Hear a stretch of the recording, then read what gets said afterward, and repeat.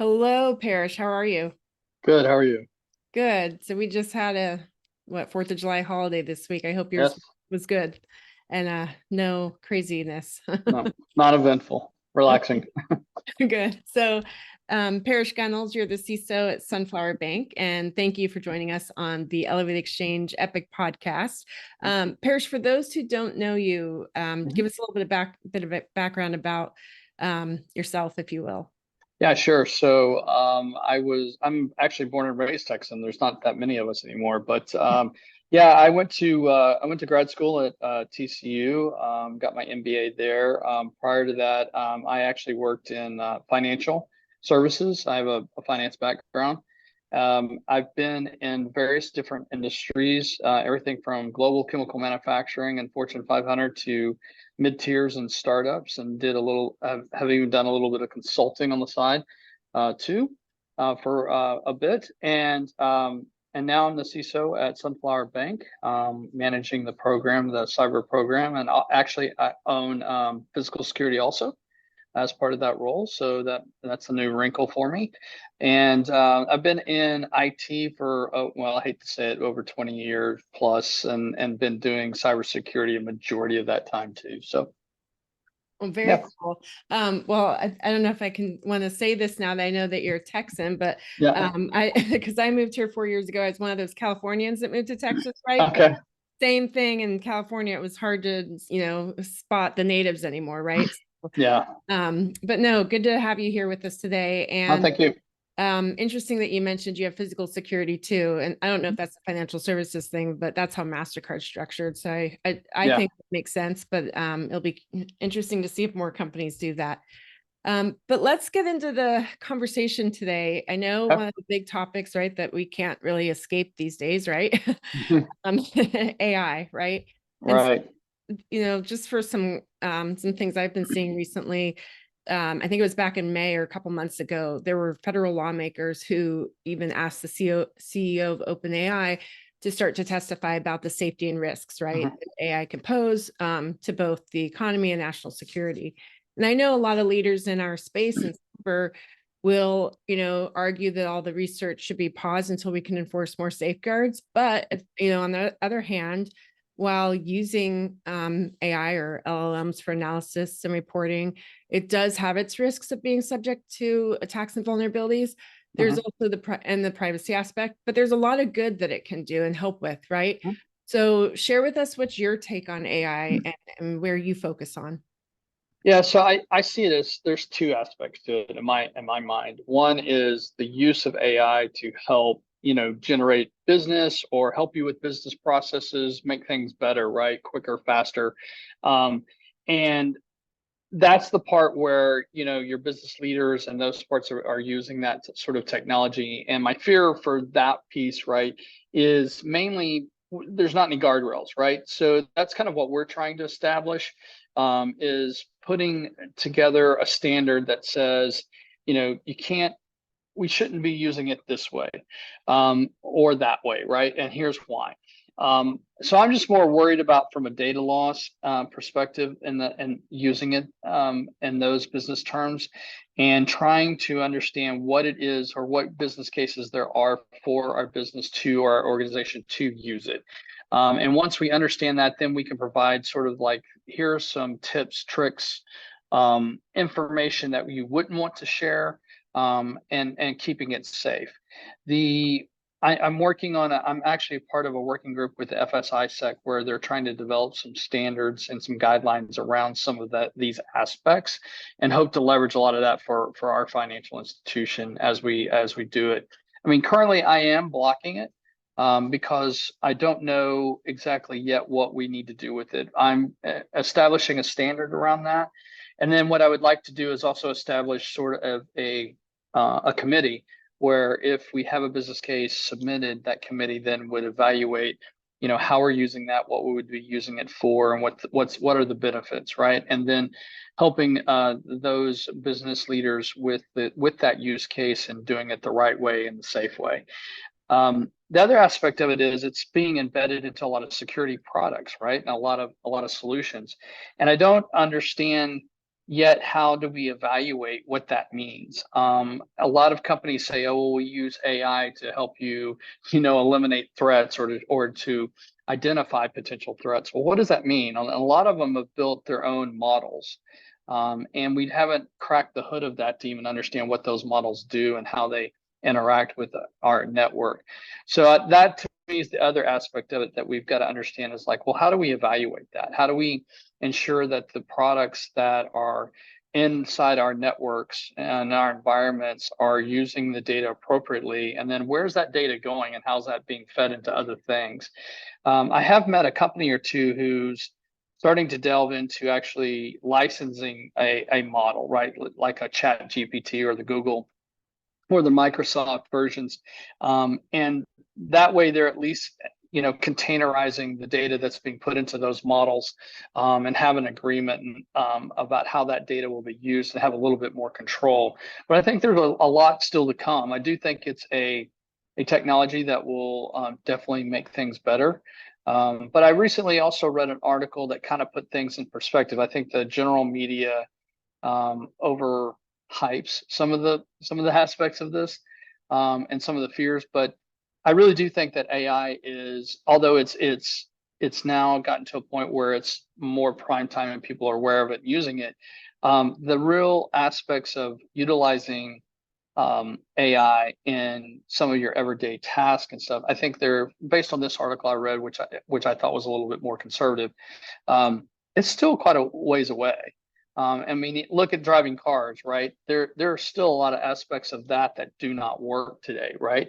And although they've made leaps and bounds, there's still some room for improvement, and it's going to take time for that.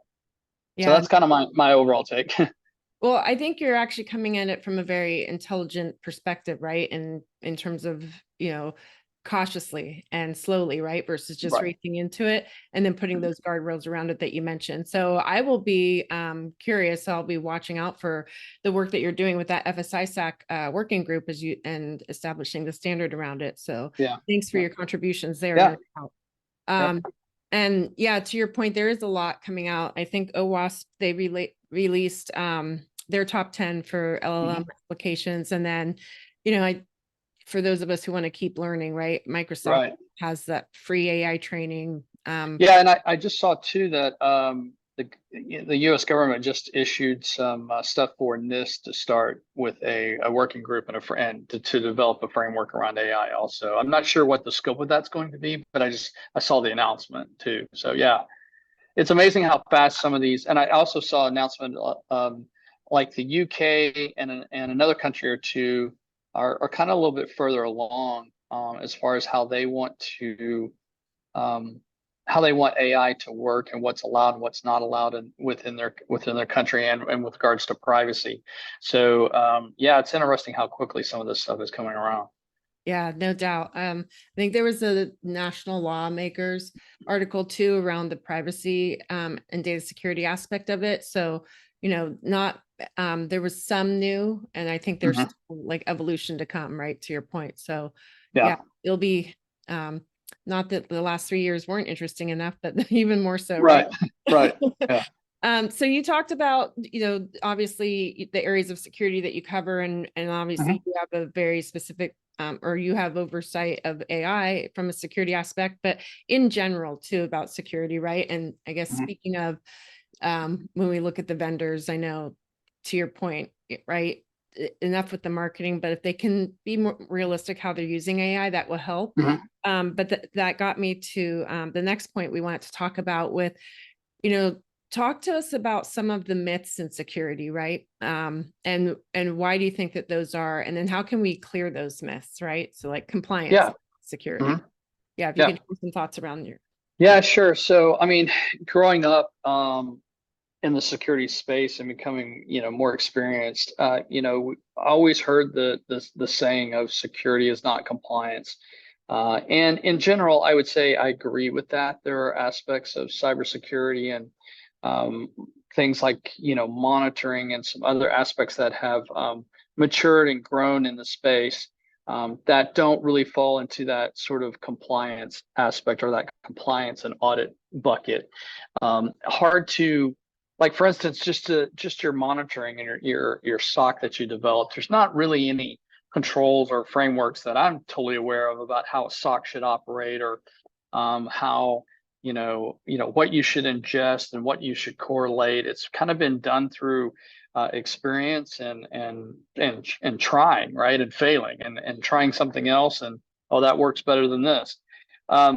But I will say, though, in my career in building security programs and trying to mature those programs, compliance has at times been my friend. And I mean that by from an aspect of budget, and getting an executive to care about security, so to speak. It's because that's, security is not, and as much as we've tried, I've seen some people with with larger staffs and some really smart people on their teams try to quantify what is really the cost of security, and and be able to communicate that at a board level. But it's a difficult proposition, right? I mean, security does not make money for you per se, in a financial institution. It's an insurance policy, and you always have to offset that because the revenue that you make has to pay for it. So, but what I have found that, because compliance comes in and you've got things like regulators and people that are willing to fine you if you don't do certain things, that has always helped drive my budget a little bit more. So sometimes it's good to get audited, and sometimes it's good to have a finding for certain things, because then you can then go and apply it and you say, okay, this has been identified as a risk. Here's why this is a risk to our organization. There's been sometimes you'll find out too, some of those risks tend to come around because of certain trends, because certain companies have experienced issues or problems, and therefore the regulators are seeing that as an overall risk in your industry that you may be operating in, and that tends to free up funds, right? So the head of risk management or your CEO or even your board are, okay, that's not worth us risking a failure in happening or our data getting out. So therefore, we're going to fund and put resources and money behind a project to help mitigate that area of risk. So that's why I sort of over the years have had a little bit of rethought about that. I agree in principle with it, but I also think that the compliance, as much as we sometimes hate to deal with it, it can help you mature your program at times. Yeah, I like that. One of your taglines, right? Compliance has been your friend. Yeah. And curious though, I mean, you're in the financial services industry too, right? So to some degree, yes, I think, and you touched on this, but the regulations that are just increasing and requirements, right, for us to not only adhere to the compliance, but also have the regular checks on our, overall risk and reporting. Hopefully that is helping, right, for you to justify more and get some of those programs. It is. Yeah, it is. And it continues to grow, right? It just seems like, especially in the privacy space, right, in regards to data, you've now got, even if you just operate in the US, like our financial institution does, you're seeing additional, not only do we have some sort of government regulation, but you've also now got individual states that are coming out, right, and saying, okay, well, we want our privacy laws to be about this or done this way.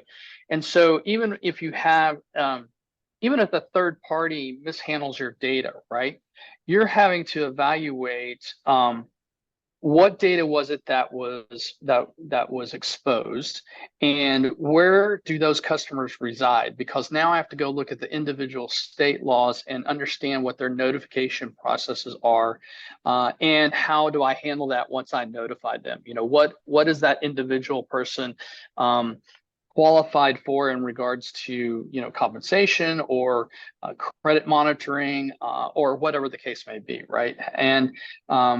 And that's been interesting because it's gotten more and more scrutiny, I think, in how you've handled the data. Even if it was the third party that was handling the data, you're still now being held responsible, and you've got to have someone who knows all those regulations to understand what the notification processes are and how it handles. So it's definitely getting more and more convoluted, so to speak. I would like to see privacy being handled more at a national level for all of our states, But right now, there doesn't seem to be that sort of synergy right Yeah, now.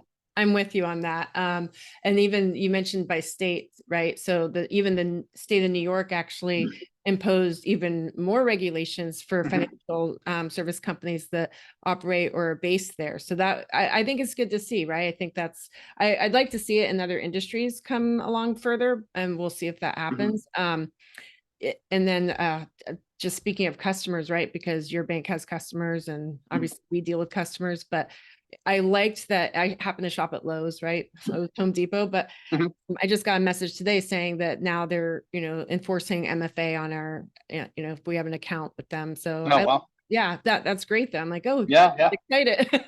Yeah. Okay, so now let's move on to, where does security report in an organization, right? Because that is a big open topic and never ending. And I'm starting to see in different areas, some CISOs are now moving to report into the risk officer, some directly to the CEO. I guess it all depends on the company, the size, but it does. Tell us your views on this. What Okay. do you think it needs to sit? Okay, so I guess let me Actually, back. where do you sit? Do you report? Well, yeah, I'll explain where I sit today, and then I'll explain what I've experienced in the past, and which has kind of helped me mold my opinion on this. I currently report to the CIO of our bank.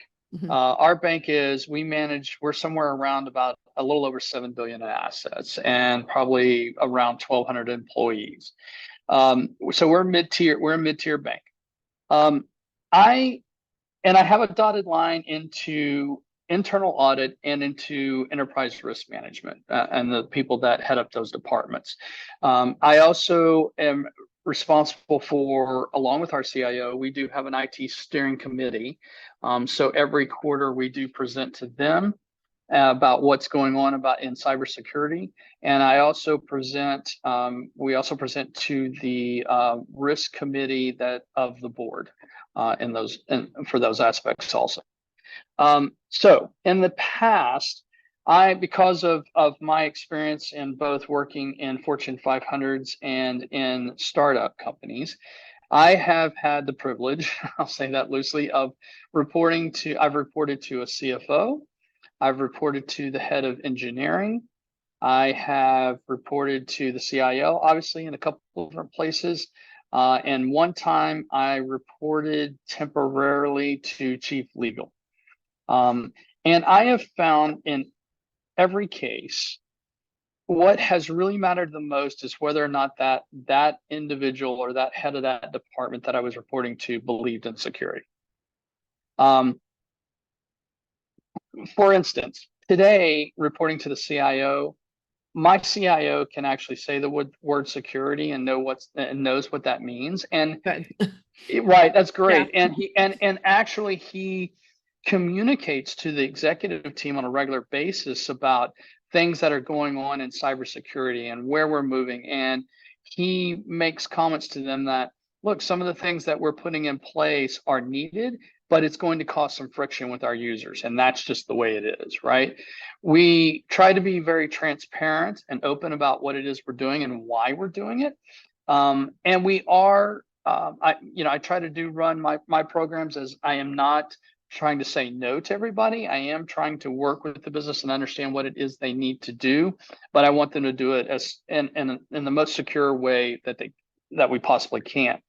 So that's why I say I always hear this debate and everyone always saying that, well, really and truly the CISO needs to be, at the board level or the CEO level, or somewhere else. And I understand the arguments for, why they should not be in the IT realms and reporting to the CIO, because sometimes the CIO and the CISO butt heads, or there's conflicts in budget allocation and those sorts of things. I completely get those arguments. But at the end of the day, right, if you're a CFO, you have one budget. That's the budget for the organization, right? And he has to allocate that out into the various departments and such. So he is looking for return on investment. What do I have to do from a compliance standpoint? What am I, where is it that we think we're, going to be the growth strategies, and is IT aligning with that?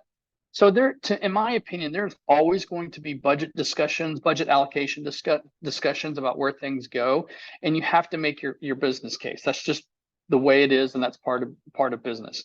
But I will say in this role at this bank, I've felt more supported than I have in the past few years.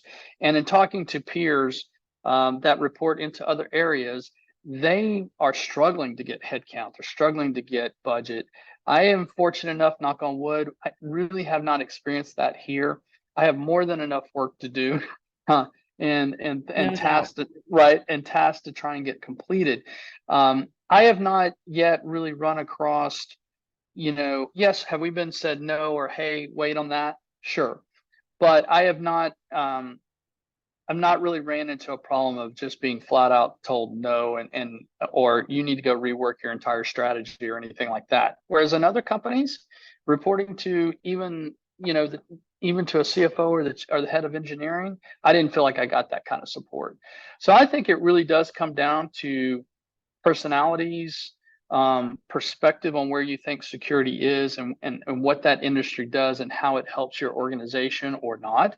I also think it depends on whether or not someone has sort of experienced a cyber event, right? I think when you experience one versus those that have not, that makes a world of difference. Yeah. You have a different perspective, right? And that's happened to me too. I've reported into a CIO who, at the time, we had a bit of a breach happen, and so they experienced the what that felt like, and what that meant to the organization.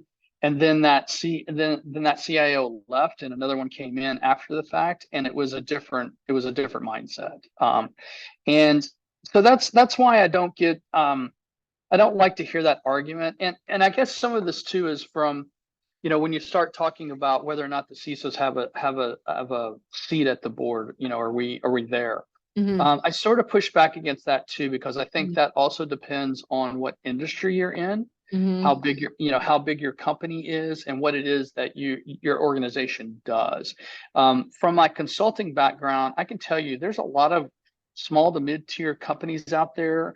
A lot of them will do, their biggest clients is the Department of Energy or government in some aspect, and they don't. And even if you look at your county level type IT departments and such, they're lucky if they have someone that even is keeping security in mind. Yeah. And so I think there's still a lot of room for growth in elevating security.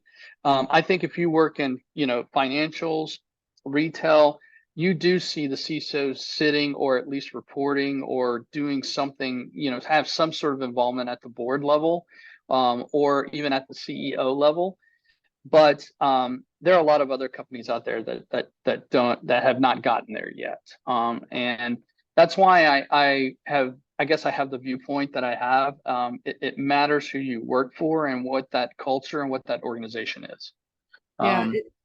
I hope to, I'm seeing a little bit more in healthcare pick up too. And I think that's another industry that could benefit more as well. So hopefully we'll see that. Well, I must say your viewpoints on this are come from a very logical, rational place. So I can appreciate that. Thank you. Well, and I will say, right, there are, like, being in financial, there are regulatory bodies out there that do look at organizational structure and where everyone fits, and who reports to who, and they even still have debates, right? And I've heard regulators talk about, well, when you start reaching a certain size, the CISO should move into this other realm or not. And I don't know. I get it. I think what they're just really trying to look for is that there's a balance of power, so to speak, and that someone has the ability to say and justify the business case for what they're doing, right, at the end of the day. But yeah. And to your point, I think regardless of where CISO sits, more and more people by now are definitely realizing, right, the CISO role is very important, right? Yeah. And Yeah. I mean, yeah, and you've Yeah. got a lot of work cut out for you. And interesting what you said around, trying not to be the no person, right? I was told early in my career, which helped me, I had to learn this. And so I got the advice of say yes, say no with a yes. Yes. Then Yeah. also say yes and, right? So never say no, but when Right. something that might be difficult to do, say yes and give all the context and say, we can certainly do that. This is what it will take and what it will cost, right? Et cetera. Right. Just set that context. So Yeah. I'm no longer the no person, but Yeah, definitely. so no, good perspectives. Thank you for sharing Yeah. that and giving us more insight into all the groups that you work with as well. And just like you said, compliance can be my friend, security can be everyone's friend too, right? At the company, Right. you have to make those connections and build those relationships. So here we are in July, right? We have we're about 5 months away from, which is really scary now that I said that out loud, from 2024, right? Which is a big election year. And so election security, right? I know you got some thoughts here. It was interesting. You probably saw this, right? But CISA announced that they have a senior advisor who's going to focus on more responsibilities to support the election security efforts, right? I think her name is Kate Connolly or Conley, if I'm not pronouncing that wrong. But what are your views on this, the election security? Obviously, we have 2016 when we look back at that, but in general. Yeah. So my experience here goes back to doing some consulting work. So back prior to the previous election, I was working for a consulting company, and we were actually out in the state of Texas and the state of Missouri doing election security assessments.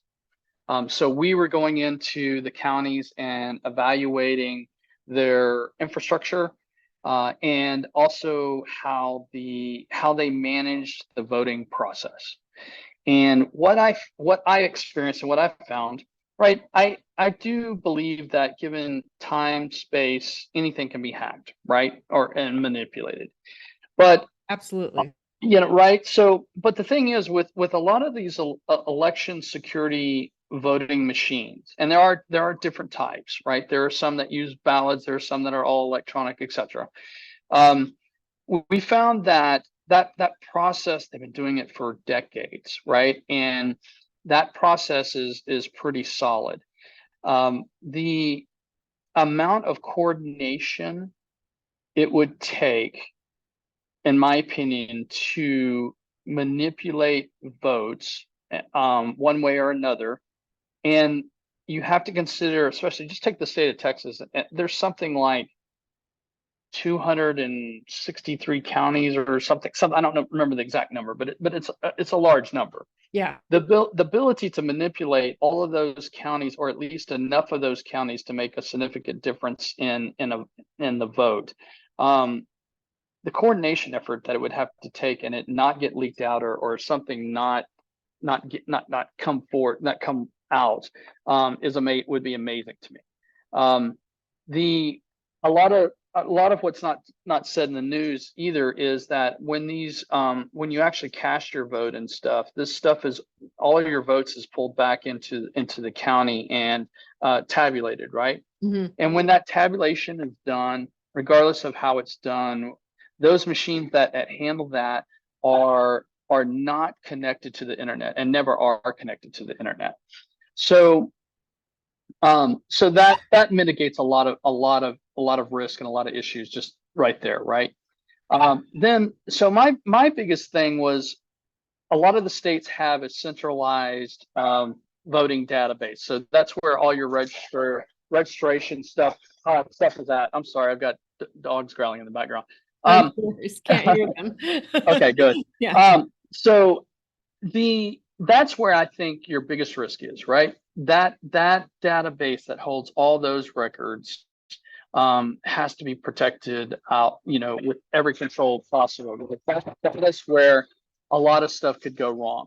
And I didn't see, or at least in my time doing that, I didn't see where I thought there was an issue there. But those things are typically centrally hosted somewhere, somehow. And that to me is your biggest area that you've got to protect. The thing that scared me the most was when doing these elections was actually the county's IT infrastructure, right? So imagine you're at the courthouse county building that's downtown, especially in Texas. Some of these cities have been around since the 1800s or so, Yeah. right? Mm-hmm. Those buildings were not built with infrastructure in mind, right? So cabling can be everywhere. I've literally seen where routers and switches and backup, battery backup stuff are sitting in someone's office, right? In an unlocked cage or Right. right, just hanging out.